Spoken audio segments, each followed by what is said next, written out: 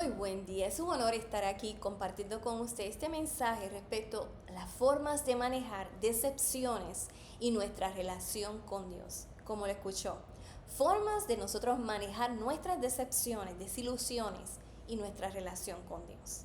Mi nombre es María Díaz, soy una evangelista proclamadora de la palabra de Dios, siempre tratando de que abramos nuestros oídos y nuestros ojos a la realidad que Dios quiere que entendamos para estos tiempos, ¿ok? Y para poder educar a otros también con nuestra conducta, no solamente hablando, quizás es mejor, ¿verdad? En muchas ocasiones con nuestra conducta, sin hablar es mejor, en muchas ocasiones. Además de ser proclamadora de la palabra de Dios, soy entrenadora de vida y a través de este ministerio que es Crowns Ministries, Coronas, ¿verdad? El Ministerio de Coronas, ayudamos a personas a que se puedan descubrir su identidad conforme a Dios y en adición a que descubran sus talentos, los refinamos, los ayudamos a refinar y de esta forma ellos pueden cumplir su propósito en vida. En adición a esto, ayudamos a las personas a que puedan desarrollar mentalidades saludables conforme al corazón y los principios bíblicos que están establecidos en la palabra de Dios. La lectura de hoy es en la segunda carta de Samuel, capítulo 7, versículos del 18 al 29. Comparto con usted. En esta lectura que voy a tener con usted, es importante que usted tome en cuenta lo siguiente. Va a aprender que Dios designó a David, como sabemos quizás, ¿verdad? Si no, pues presta atención. Dios asignó a David como el segundo rey de Israel, ¿ok? ¿Por qué? Porque entendió que tenía un corazón conforme al corazón de Dios. Entonces, en ese momento en que David finalmente obtiene su lugar, su palacio, ¿verdad? Inicia un proceso de reflexión porque él sabe que él vino de qué. Él era un simple, como dicen por ahí, ¿verdad? Un simple cuidador de ovejas. Él era un pastor de ovejas. Y él era el menor de su familia en el momento en que el profeta Samuel fue a ungir al próximo rey de Israel. Ninguno de ellos, ni siquiera su padre y ni sus hermanos, recordaron que tenían otro hermano menor, que ese era David. Ninguno lo recordó, en otras palabras, como que ni lo extrañaron que no estaban en el momento en que el profeta Samuel envió a buscar a todos los hijos de David. Ni siquiera ninguno de ellos abogó para que su hermano menor estuviera con ellos. Al contrario, todos dijeron, pues, no hace falta. Es más, ni recordaron quizás, ¿verdad? Pero ninguno abogó porque se trajera a David en esa reunión. Ni siquiera su padre, ¿ok? Así que realmente fue bien olvidado, rechazado, podríamos decirlo así, ¿no? Pero ¿qué sucede? Dios tiene propósito en todo. Y en ese momento de reflexión, ya que Dios le había dado paz de todo, ¿verdad? Porque hasta el mismo rey Saúl, hasta lo persiguió para matarlo en 2 ocasiones, fue bien claro. Lea de eso en la palabra, es hermoso aprender más de la palabra, no lo que nos cuentan, sino porque nosotros lo hemos leído en su santa palabra. ¿Qué sucede? David llega a un momento de reflexión, mira todo lo que está a su alrededor y dice, wow, estoy en un palacio y acabo de observar que el arca de alianza de mi Dios, de nuestro Dios, no está en un lugar fijo, permanente. ¿Quién soy yo? Decía él, para estar aquí y el arca de Dios está en un lugar que no es permanente. ¿Cuál era la importancia del arca de Dios? Muy grande. El arca de Dios, de la alianza de Dios, tenía las 2 tablas que Dios le había dado a Moisés con las leyes, ¿ok? Que eso representaba el pacto de Dios con su pueblo, ¿ok? Ustedes siguen estas ordenanzas y les va a ir bien. Se retiran de ellas y la situación va a cambiar, no va a ir muy bien, ¿ok? En adición a eso, Moisés ordenó a su hermano Aarón a que en ese arca de la alianza colocara ¿qué? Los panes del maná, porque era representación de que Dios fue proveedor de alimento durante esos 40 años, para que el pueblo no olvidara. Además del pan del maná, ¿qué fue? Le dijo a Aarón que pusiera su vara, la que había florecido, y ese florecimiento era como un simbolismo de advertencia contra rebelión. Usted puede leer más sobre eso en el libro de Números, capítulo 17, del versículo del 1 al 13, y en el libro de Hebreos, capítulo 9, versículo 4, que hace mención. ¿Okay? ¿Qué quiero decir? En ese momento de reflexión, David dijo, no, no, no, no. El arca de la alianza tiene que estar en un lugar permanente y apropiado. Mírame a mí, que vengo de un pastorado, o sea, de recoger ovejas, y mira donde Dios me tiene. Eso tiene que estar en un lugar especial y apropiado. Y él tiene en su corazón el deseo de construirle un templo, un lugar hermoso, a nuestro Dios y al arca de la alianza. Y se lo comenta al profeta Natán. Le cuenta todo este deseo al profeta Natán, y Natán está muy entusiasmado. Le digo, haz todo conforme a lo que tienes en tu corazón. Hasta el profeta Natán lo vio con buenos ojos. ¿Qué sucede? Ese mismo día, cuando el profeta Natán regresa a su lugar, Dios tiene una audiencia con el profeta y le explica muchas situaciones a Natán y le dice, ve y dile a mi siervo David, así dice el Señor, tú no eres el que me va a construir una casa para vivir, porque tú has derramado mucha sangre. Lo único que le dice, tú no eres, va a ser un hijo que viene de ti. ¡Wow! ¡Qué baño de agua fría!, ¿no? Porque Dios es soberano. Y David, con ese entusiasmo, esa alegría, ¿no?, de que quería hacer ese plan tan hermoso. ¿Recuerdas la última vez que tú tenías un plan y no resultó de la forma en que tú pensabas, soñabas o anhelabas? Pues no me puedo imaginar, ¿verdad?, la reacción de David. Muchas emociones, no sabemos cuáles, si era coraje, ¿qué más? Desaliento, desánimo, ¿verdad?, después de que él había hecho todos esos planes. Pero vamos a tomar atención la reacción de David, porque de eso es el mensaje que estoy en estos momentos compartiendo contigo. Formas de manejar nuestras decepciones y nuestra relación con Dios en esos momentos. ¿Qué quiero decir? David lo que quería era honrar y reverenciar a nuestro Dios. Eso era todo. Y a pesar de esta decepción, podemos aprender cómo manejar estos momentos. ¿Qué fue lo que hizo David? Bueno, en esta carta que le estoy presentando, de la segunda carta de Samuel, capítulo 7, versículos del 18 al 29, lo que representa es una oración, que en esos momentos David en su corazón empezó a proclamar con el profeta Natán. ¿Ok? Y de aquí fue que surgió esta canción, oración que estoy compartiendo con usted, para que aprendamos las formas de manejar esas decepciones. Con esta oración hermosa es el perfecto modelo, ¿ok? Cuando no recibimos esa petición que tantos años hemos estado pidiendo y luchando. Dios es soberano y Él tiene mejores planes. La primera acción es humillarnos a nuestro Dios y reconocer su soberanía, porque eso fue lo primero que hizo David en esta oración. En el versículo 18, David se humilló. Estoy recolectando conforme esta oración y la escritura. Intencionalmente fue donde Dios y elevó una oración y dijo las siguientes palabras que le voy a compartir. David no se quejó, no murmuró, no llamó a otros para contarle, mira, yo que tanto amor y tanto, ¿verdad?, ilusión que tenía, y mira lo que me dice Dios, que no puedo hacerle el templo. Él reconoció su posición ante Dios y dijo, Él es soberano, ¿quién soy yo? Yo soy polvo, todos somos polvo porque Dios nos creó del polvo. ¿Y qué fue lo que sucedió? Él dijo, ¿quién soy yo? Yo estoy aquí por la gracia y el favor de Dios, porque Él fue quien me permitió tener todas esas victorias y el tener la paz y el vivir en este palacio. Y esto es lo que dice David en el versículo 18. ¿Quién soy yo, Señor soberano? ¿Y qué es mi familia para que me hayas traído hasta aquí?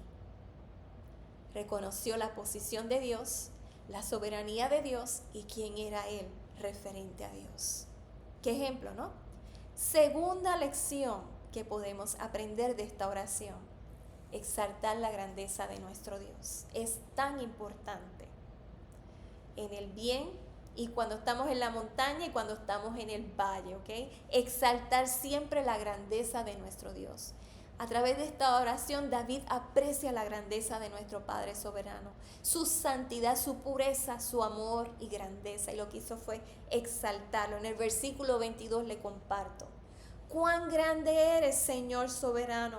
No hay nadie como tú y no hay Dios fuera de ti, como hemos oído con nuestros propios oídos. David se puso en una posición, ¿ok?, y dijo, ¿quién soy yo? ¿Y qué hizo? Reconocer. Él nunca pensó porque en lo escrito no está que él iba a ser rey de Israel. Él nunca pensó ni soñó que eso iba a ser su destino, ¿ok? Su futuro. Así que tomó una posición, ¿verdad? Dios le dio la posición de rey sobre Israel, sobre toda esa nación, ¿ok? Esto significa que en lugar de quejarnos, murmurar o contar como, ¿verdad?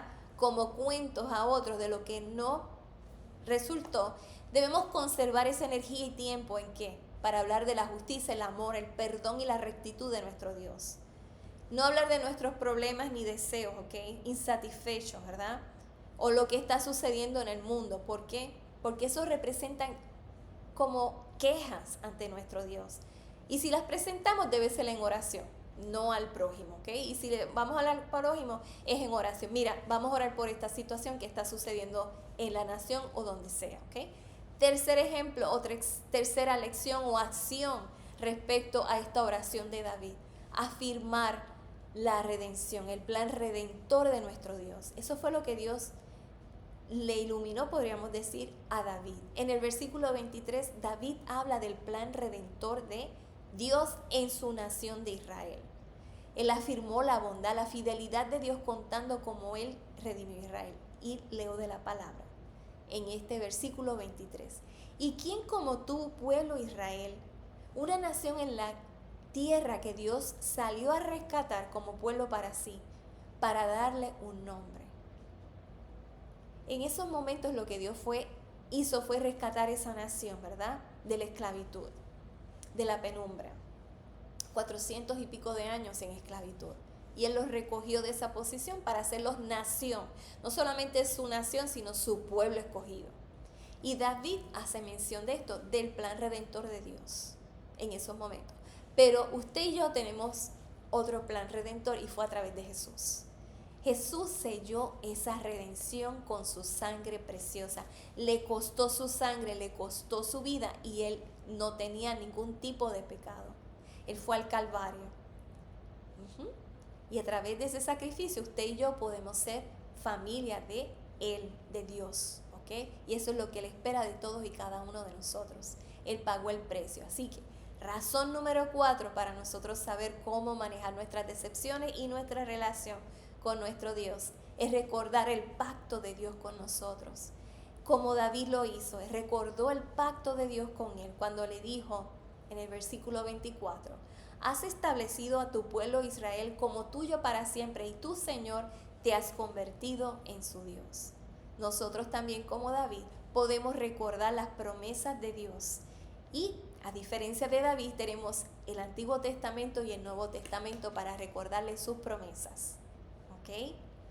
Y no solamente eso, sino que sus promesas son sí y amén. ¿Ok? Eso está en el libro de Corintios, búsquelo. Le doy asignación porque es importante que no solamente se consuele con lo que le estoy, ¿verdad?, compartiendo aquí, sino que también busquen la palabra. ¿Qué puedo decirle? Aquí esto significa que podemos recordar esas promesas y buscarlas en la palabra si hemos declarado a Jesús como nuestro Señor y Salvador. De lo contrario, no somos parte de su familia y no podemos confesarlas así, ¿verdad? Con esa certeza, porque no tenemos esa garantía, no tenemos eso en los papeles, podríamos decirlo, ¿verdad? Tenemos acceso cuando somos parte de una familia. Si no somos parte de la familia, no podemos reclamar nada que no está escrito con nuestro nombre. Y para usted poder hacer ese reclamo, tiene que ser parte de la familia de Dios. Recuerde eso. Porque en esos momentos que usted proclama con sus labios que Jesús es su Señor y Salvador, usted estará inscrito en la familia de Dios y en el libro de la vida, ¿ok? Dios pagó todo a través de la cruz de Jesús porque Dios es fiel, recuerde eso. Y toda promesa tiene un sí y un amén, ¿ok? Conforme a su propósito. Quinta manera de manejar, ¿verdad?, esa decepción, aferrándonos, como le dije, a las promesas de Dios. En el versículo 25 dice: y ahora, Señor Dios, cumple para siempre la promesa que has hecho acerca de tu siervo y de su casa. Haz lo que prometiste.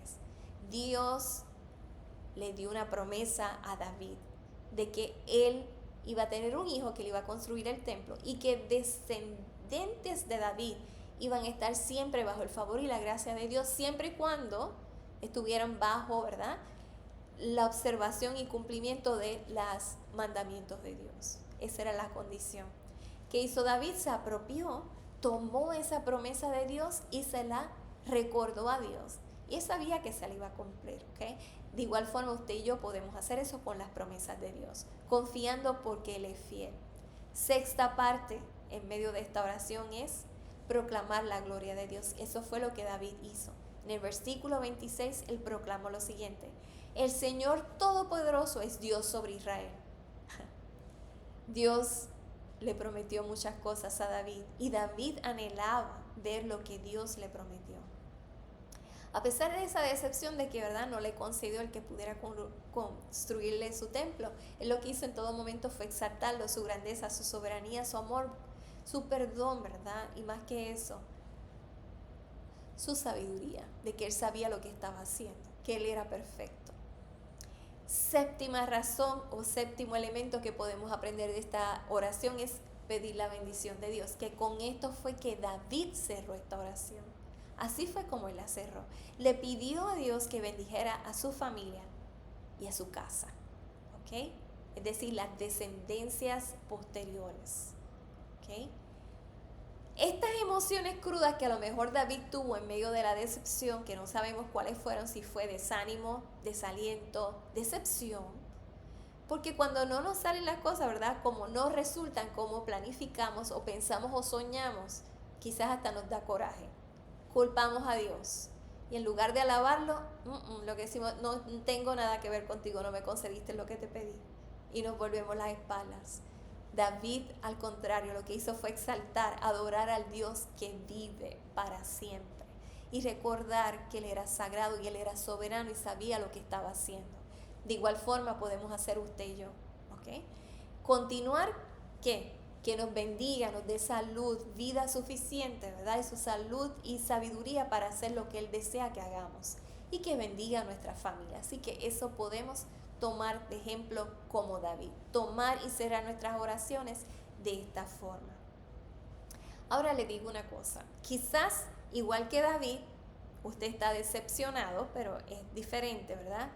Porque ha sido decepción tras decepción tras decepción, sueño cancelado, cancelado más cancelado, ¿verdad? Y usted dice: bueno, ya yo no tengo nada que ver con Dios, porque usted a lo mejor caminaba con Dios, pero decepciones, desaliento, problemas de salud, económicos, sea lo que sea, de relaciones, lo han desalentado tanto que han decidido caminar aparte de Dios. Por favor, pídale a Dios que nuevamente avive en usted esa llama de amor que una vez tuvo. Regrese, como Él dice en su palabra, al primer amor que tuvo, porque lo está esperando a usted, como lo está escuchando. No es casualidad que esté escuchando este mensaje. Venga otra vez y pídale perdón. Restablezca esa relación con Él. Pídale perdón, confiese ese pecado y diga, como dijo David: así que tu siervo ha encontrado el valor para hacerte esta oración. Empiece de esa forma. Así tu siervo o sierva ha encontrado el valor para hacerte esta oración, y comience a proclamarle y a decirle todo lo que está escondido en su corazón, que Él lo sabe, pero lo que quiere es que usted se confiese, que usted se arrepiente hasta de la culpa que le echaba a Dios, diciendo: esto ha sucedido por tu culpa, tú eres culpable de esto. Por favor, pídale perdón. Él es sagrado, Él sabe lo que está haciendo. No importa cuán grande y cuán distante ha sido su pecado o ha sucedido esta situación, este es el momento. De igual forma, para aquellos que nunca han proclamado a Jesús como su Señor y Salvador, le digo las mismas palabras: no importa cuán grande, cuán pequeño, cuán distante está la situación del momento en que está ahora usted escuchando este mensaje. No importa cuántos años, o si fue ayer o ahora mismo, ¿ok? Antes de escuchar este mensaje, confiese, arrepiéntase y pídale perdón a Dios, como lo está escuchando. Es decirle: soy pecador o pecadora, me arrepiento de todos mis pecados, creo que Jesús, tiene que creerlo en su corazón y proclamarlo con sus labios. Creo que Jesús es tu Hijo, murió, resucitó y lo necesito en mi corazón. Jesús, venga a mi corazón. Dice la palabra que todo aquel que llama el nombre de Jesús será salvo. Eso es conforme al libro de Romanos capítulo 10 versículo 13. De hoy en adelante te entrego todo lo que soy y lo que tengo. Necesito en mi corazón, te necesito. Necesito que me ayudes a vivir mi vida, a seguirte.